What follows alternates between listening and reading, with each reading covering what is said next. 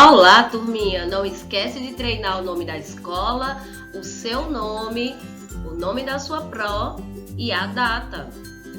A nossa aula hoje é de ciências. Nós vamos falar sobre o ciclo da água e a geração de energia e chuvas. E olha só as prosinhas chegando aí. Programa Aprendendo em Casa da Prefeitura Municipal de Petrolina.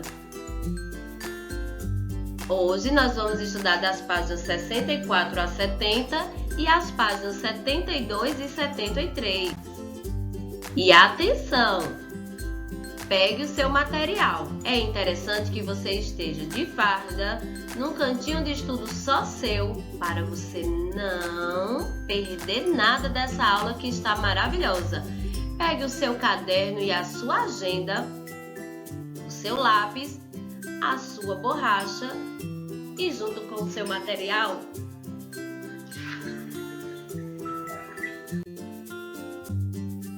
e olha aí o livro que nós vamos usar. Isso mesmo, o livro de ciências. Na página 64, nós começamos a falar sobre o ciclo da água. E vamos aprender de forma bem interessante. Olha só. Na natureza, a água passa de um estado físico para o outro o tempo inteiro. Para o que é estado físico? Você já observou que quando a gente coloca água, seja numa vasilha ou em um instrumento próprio para fazer gelo, ela muda a forma, ela sai do estado líquido para o estado sólido.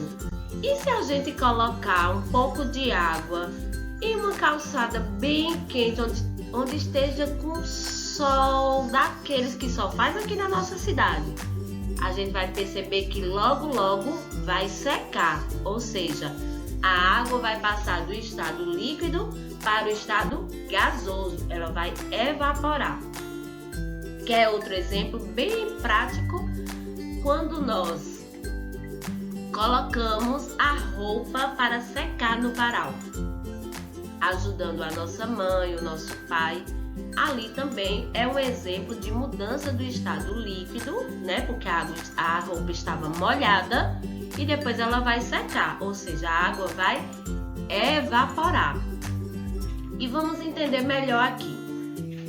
A água que está nos rios, lagos, mares e oceanos, ela está em estado líquido. E aí, a primeira coisa que acontece é que essa água vai evaporar, ok? Vai formar o vapor de água. Os seres vivos também perdem água na forma de vapor, por meio da transpiração, quando suamos, certo? Quando suamos, quando choramos. E esse vapor de água vai para a atmosfera também. O que é a atmosfera? É a camada de ar que envolve a Terra.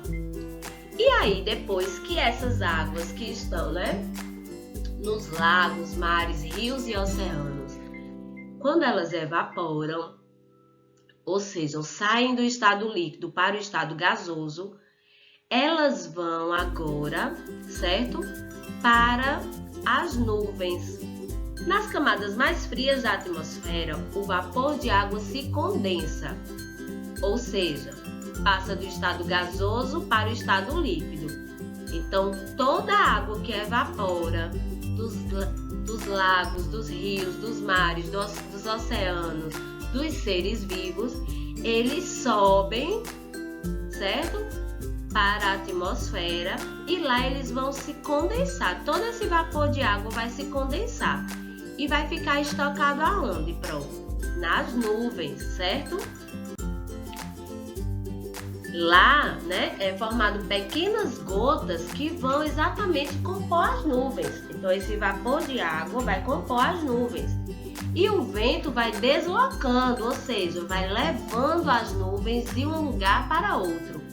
E aí, o que é que vai acontecer? As nuvens, quando elas ficam bem carregadas, aí a gente observa que também elas vão mudando de cores, né? E elas vão recebendo nomes, mas a Pro não vai falar disso agora. E aí as nuvens vão ficando carregadas porque muita água evaporou e condensou ali, formou muitas nuvens e elas vão ficando pesadas. E aí acontece a precipitação. Pro, o que é precipitação? É a chuva, gente. Quando as nuvens estão bem pesadas, que elas ficam bem cinzentas, mostrando que estão carregadas, aí essa água vai voltar para a terra, aqui as setinhas azuis mostrando. Ela vai voltar para a terra em forma de chuva, ok? E aqui na superfície da terra, a água vai chegar novamente aos mares, aos rios, aos lagos. E uma parte dessa água vai se infiltrar, ó, o que é infiltrar, Pro? Vai passar para baixo, né, do solo e ali vai armazenar nos lençóis subterrâneos, ok? Pro, o que é transpiração mesmo? Ó, aqui, perda de água pelo corpo. Eu falei que a gente pode perder água tanto pelo suor, quanto pelas lágrimas também, ok? E granizo são pedras de gelo que precipitam com as chuvas. Vamos falar disso um pouco mais à frente. Entenderam bem sobre isso? Então, vamos só dar uma reforçada. O que acontece no ciclo da água? A água que está nos rios, lagos, mares e oceanos, ela evapora, aqui a setinha amarela, ó, ela evapora, vai lá para cima, fica nas nuvens. Quando essas nuvens estão bem carregadas, essa água volta para a terra em forma de chuva. E aí, parte dessa água que cai em forma de chuva volta para os rios, lagos, mares e oceanos. E outra parte vai se infiltrar no solo e vai armazenar, certo? Água nos depósitos subterrâneos de água.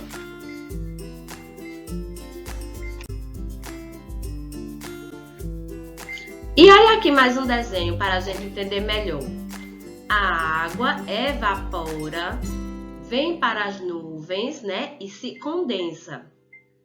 E aí, quando elas estão bem carregadas, né?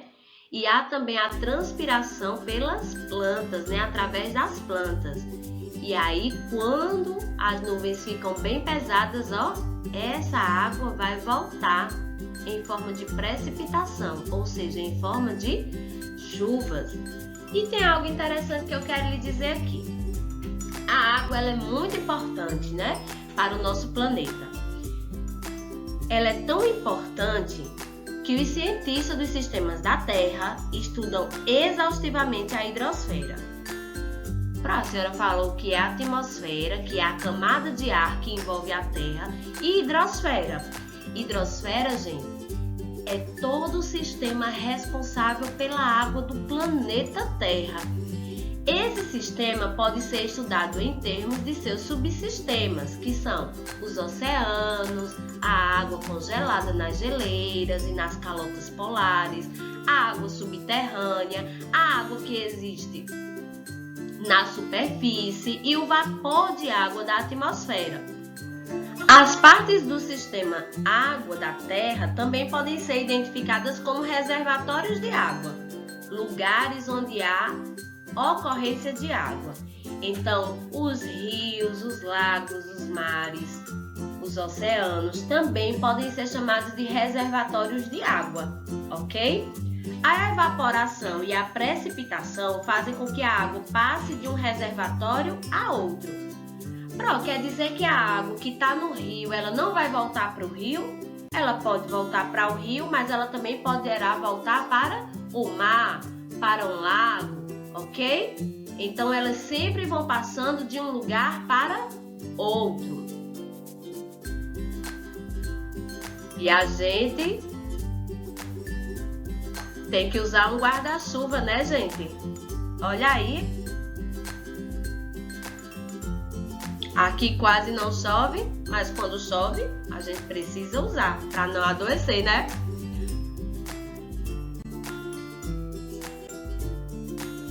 Aqui na página 65 tem uma atividade. Complete os espaços com os termos do quadro. Cada termo pode ser utilizado mais de uma vez. Então, você vai olhar quais são as palavrinhas que se encaixam em cada espaço, ok? E depois, você vai dizer se essa figura está se referindo à letra A, à letra B ou C, assim como essas outras aqui. E aí eu lhe pergunto, qual é a situação no ciclo da água onde ocorre a condensação?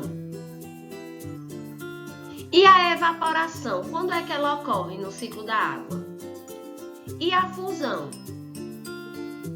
E a solidificação?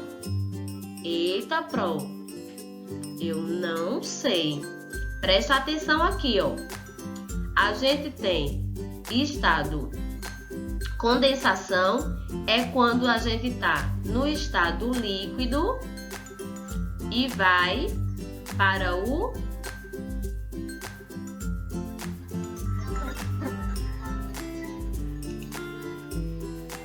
já pro sol. Corrigir aqui.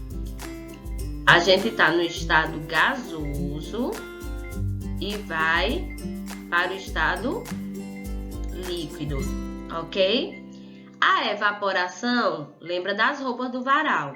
Estamos no estado líquido e vamos para o gasoso. Aí você vai observar lá no desenho do ciclo da água, quando é que isso ocorre? Quando é que a água sai do estado gasoso e volta para o estado líquido? E quando é que ela está no estado líquido e vai para o gasoso? E quando é que ela está no estado sólido e vai para o estado líquido?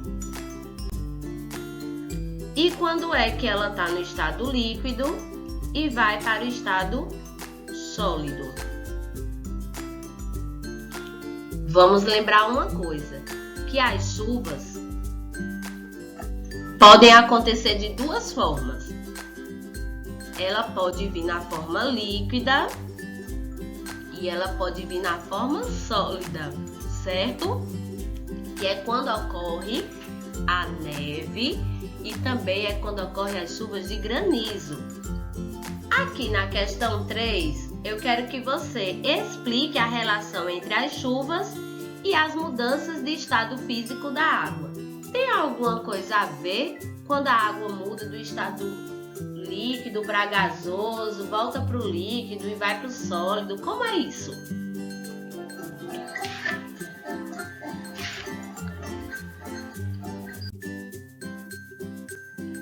Aqui na página 68, nós vamos ver qual é a relação entre o ciclo da água e o clima. Gente, há uma relação muito clara, certo? E eu queria já aproveitar aqui para falar de algo que não está aqui nessa página, mas eu quero deixar bem claro.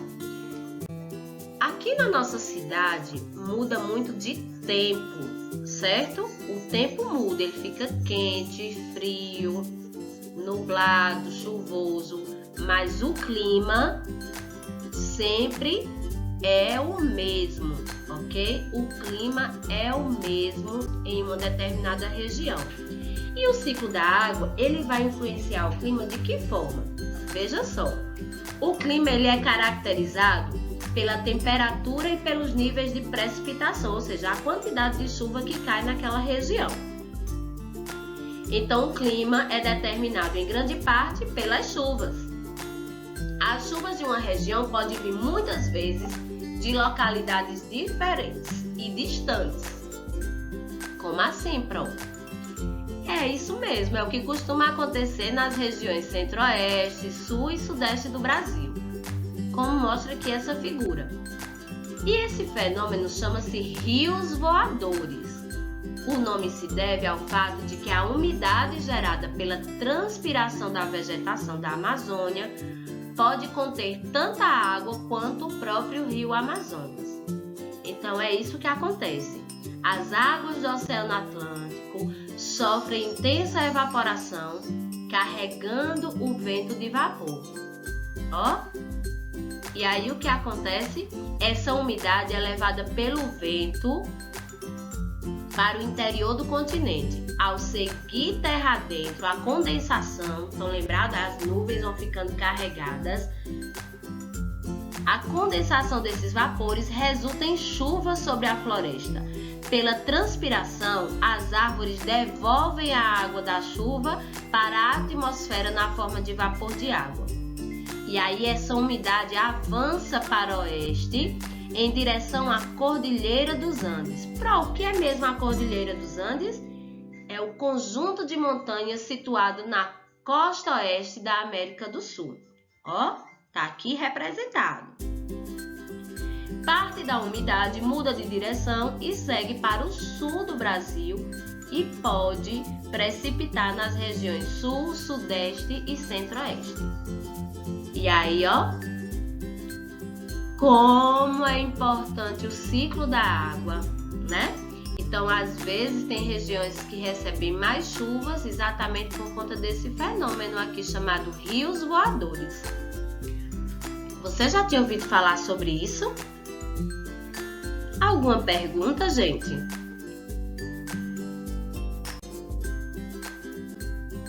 E eu quero que você preste bastante atenção junto com a prosinha aí, ó.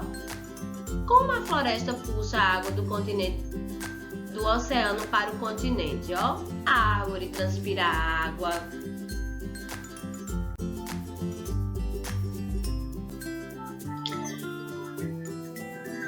E aqui eu quero falar sobre o ciclo da água e a cobertura vegetal.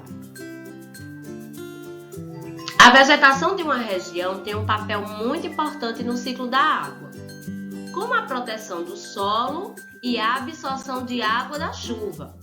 Observe a comparação a seguir.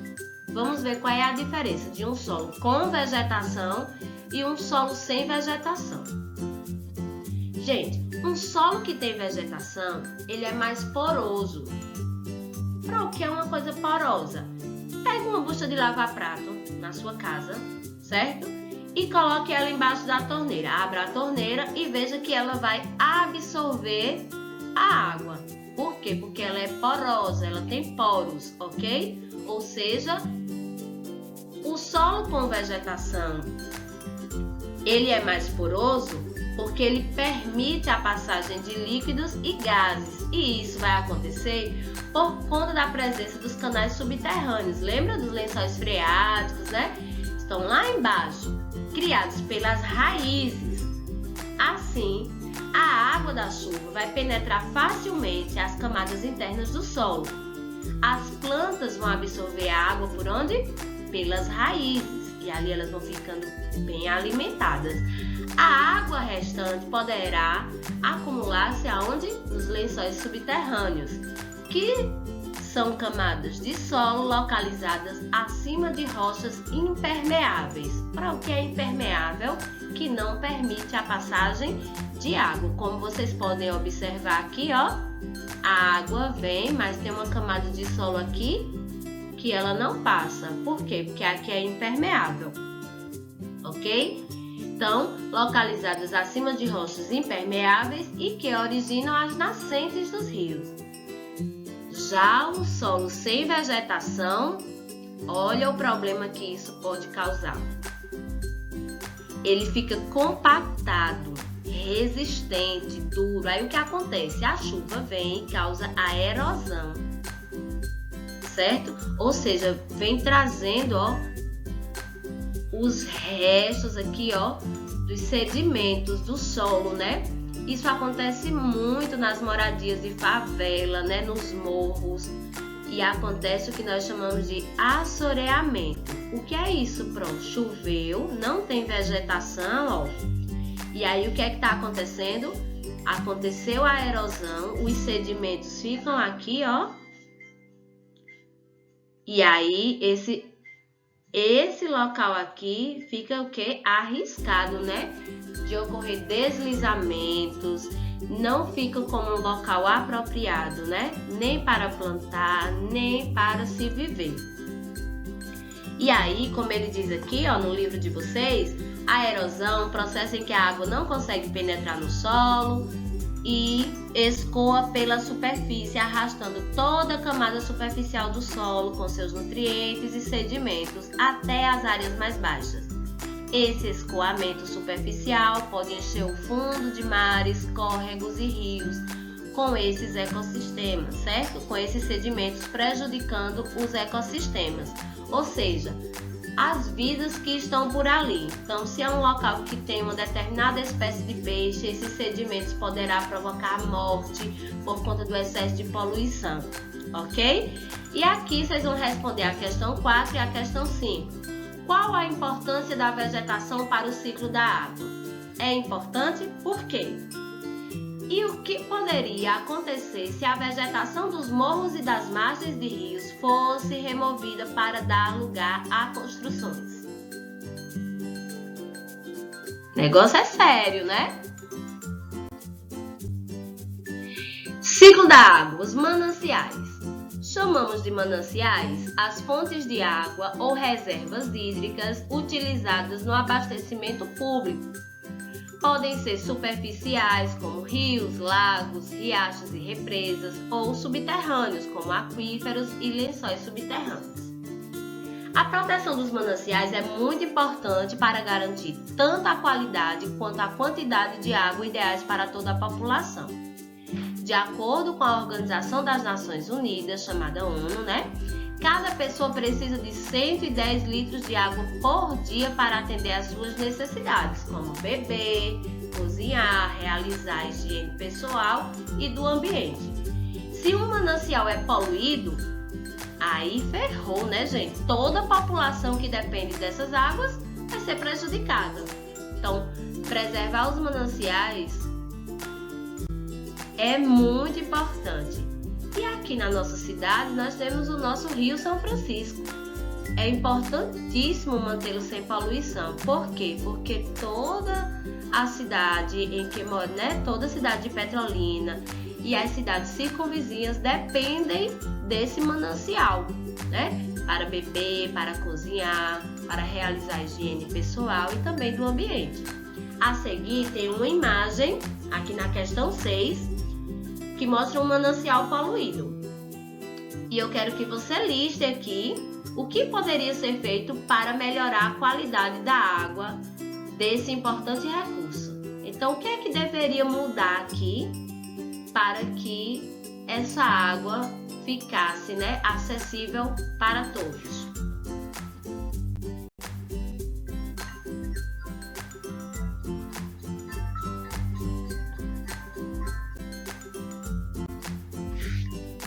Para ler e escrever melhor.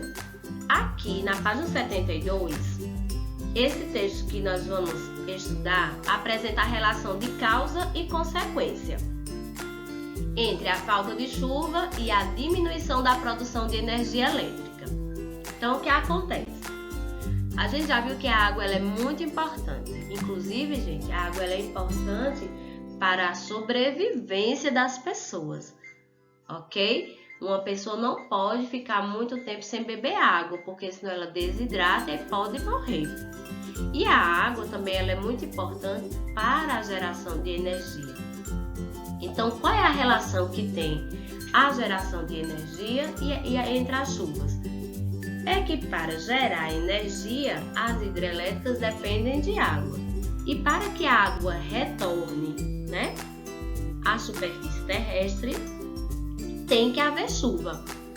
Então, os reservatórios das usinas hidrelétricas acumulam água durante o período de chuvas para que, mesmo em épocas de seca, ali contenha uma quantidade suficiente para girar as turbinas. Mas se acontecer o que aconteceu na região Nordeste em 2017, a consequência é imediata, sabe? Porque tem que diminuir o nível dos reservatórios. Automaticamente, essa diminuição que acontece lá nos reservatórios, nas hidrelétricas, vai resultar na diminuição também, na queda do abastecimento da água para as cidades. E se a água nesses reservatórios diminuiu, automaticamente também vai dificultar a geração de energia, porque as turbinas não vão receber água na quantidade correta para gerarem a velocidade, né? Para girarem na velocidade correta e gerarem energia. Como o país precisa de energia elétrica para desempenhar as atividades, mesmo no período de seca, o efeito da queda de produção nas usinas hidrelétricas requer o acionamento de usinas termoelétricas.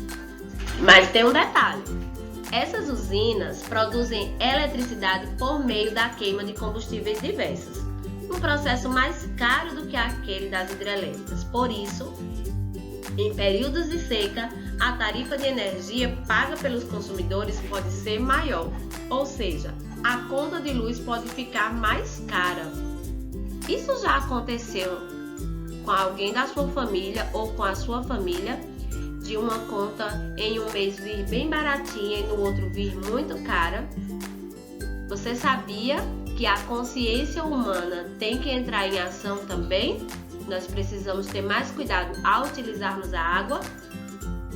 E aqui você vai analisar que palavras usadas no texto têm o mesmo sentido de consequência.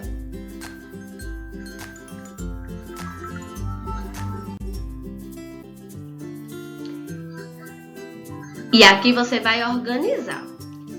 Na página 73, complete o esquema de acordo com as informações apresentadas no texto. Qual é a causa? Qual é a consequência? Né? E quais as consequências que isso pode trazer para nós, enquanto sociedade? E aqui no terceiro, você vai ler as informações a seguir e vai escrever um texto mostrando as consequências da produção de energia em usinas termoelétricas. Leia com atenção e faça com capricho.